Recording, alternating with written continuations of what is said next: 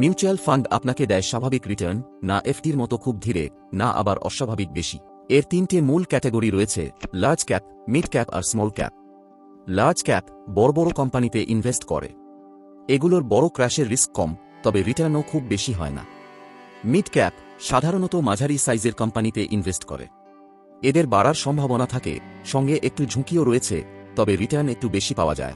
Small cap ছোট কোম্পানিগুলোতে invest করে। এদের রিটার্ন অনেক বেশি হতে পারে, তবে ঝুঁকিও ততটাই বেশি। আমি মনে করি ভারতের অর্থনীতিতে ছোট কোম্পানিগুলোর ভূমিকা বিরাট রয়েছে।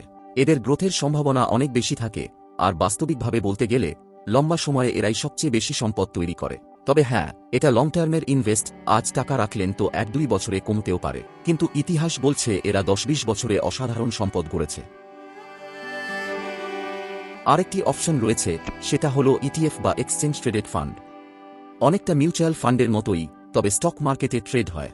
এতে একটি বাস্কেটে অনেক কোম্পানির শেয়ার থাকে।